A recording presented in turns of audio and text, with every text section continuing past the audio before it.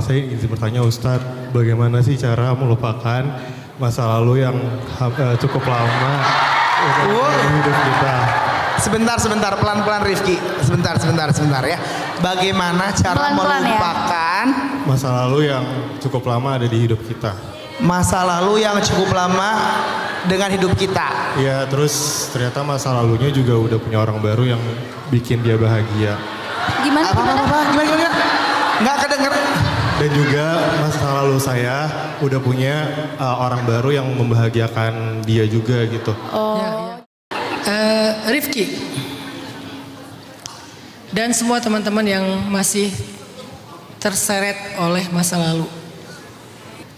Harapan itu ada batasnya.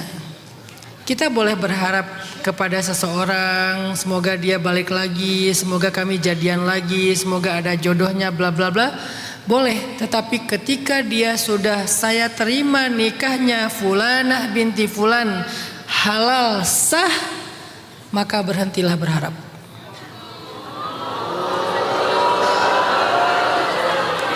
Berhentilah berharap.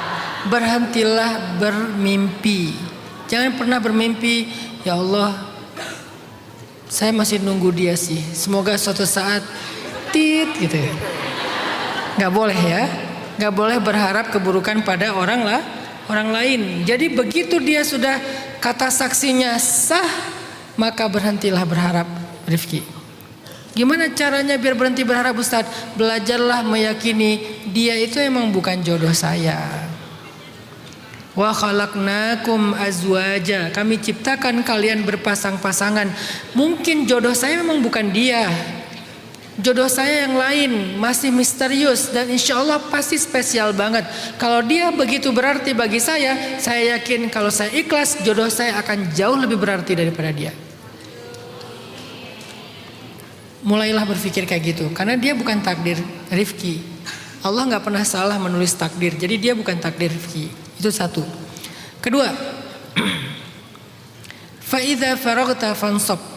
Kalau kamu udah kosong, maka bersungguh-sungguhlah. Kalau kita udah bisa berdamai dengan yang pertama tadi, dia bukan takdir saya, dia adalah jodoh orang lain, kita udah berdamai, berarti kita udah bisa ridho, maka belajarlah untuk fokus dengan diri sendiri.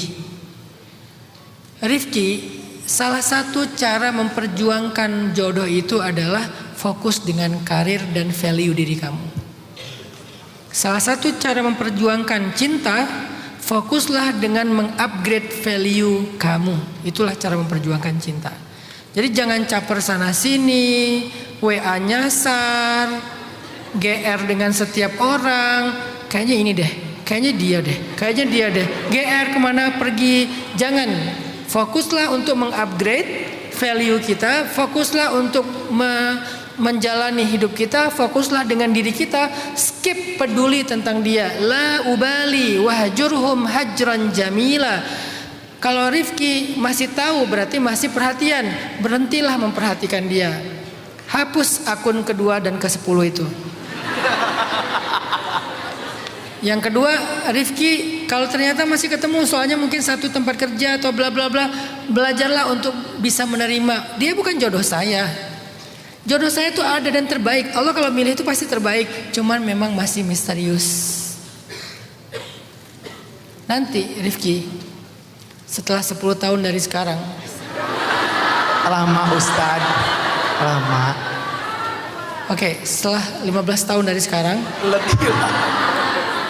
Pokoknya nanti Rifki, ketika Rifki udah menemukan istri Rifki, makmum Rifki, perempuan keren, soleha, cantik, setia, cinta sama Rifki, Rifki akan tahu ternyata Allah baik banget sama aku dengan membuat aku gak jadi sama yang dulu.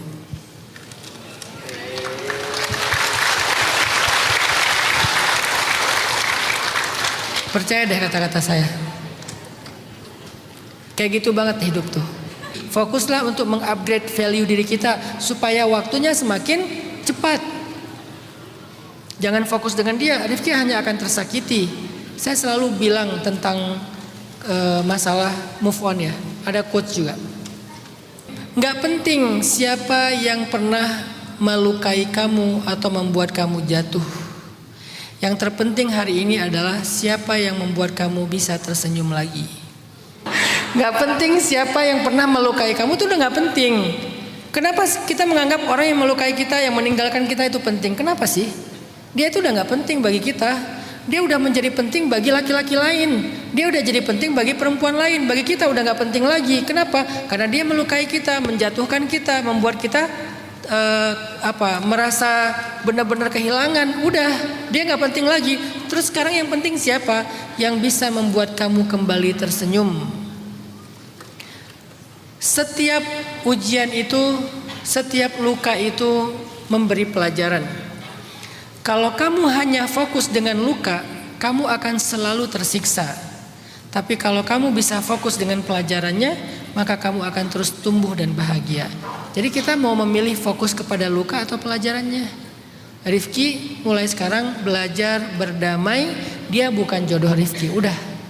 Dan belajar meyakini jodoh Rifki itu lebih baik daripada dia, cuman lagi disimpan oleh Allah untuk waktu yang lebih tepat.